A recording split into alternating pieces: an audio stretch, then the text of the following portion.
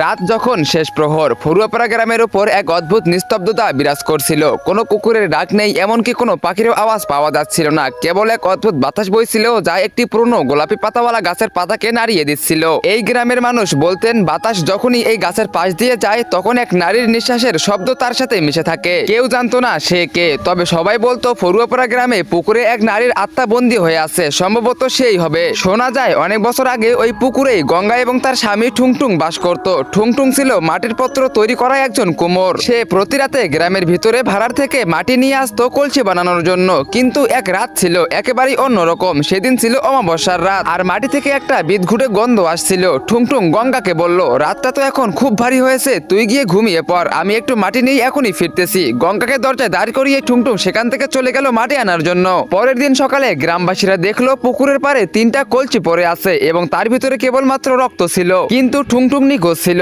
সেই দিনের পর থেকেই গঙ্গা প্রায় পাগল হয়ে গেল। দিনরাত পুকুরের পাড়ে গিয়ে সে বলতো, কেন কে কেড়ে নিলি, এবার আমাকেও নিয়ে চল। এভাবে কিছুদিন কেটে যাওয়ার পর হঠাৎ একদিন গঙ্গাও সেই পুকুরে ডুবে মারা গেল। কিন্তু লোকে বলে তার কণ্ঠস্বর আজও সেই পুকুরের কাছে শোনা যায়। গ্রামের লোকেরা সবাই এইটাই বিশ্বাস করতো যে কেউ যদি মাঝরাতে সেই একা একা পুকুর পাড়ে যায়, তাহলে পুকুরের পানিতে নিজের ছায়ার বদলে গঙ্গার ছায়া দেখতে পাওয়া যায় এবং সেই গঙ্গা সবাইকে হাতছানি দিয়ে ডাকে, আমার কাছে আয়। তো বন্ধুরা, এরপর কি হয়েছিল? আসলে কি গ্রামবাসীরা গঙ্গাকে দেখতে পায় নাকি অন্য কাউকে দেখতে পায়? তোমরা সেটা দেখতে পারবে পার্ট 2-তে। আর পার্ট 2 দেখতে চাইলে ভিডিওতে লাইক করে চ্যানেলকে সাবস্ক্রাইব করে দাও, আর কমেন্টে পার্ট 2 লেখো। ফেসবুক টিকটক থেকে দেখতে থাকলে ফলো করে দাও।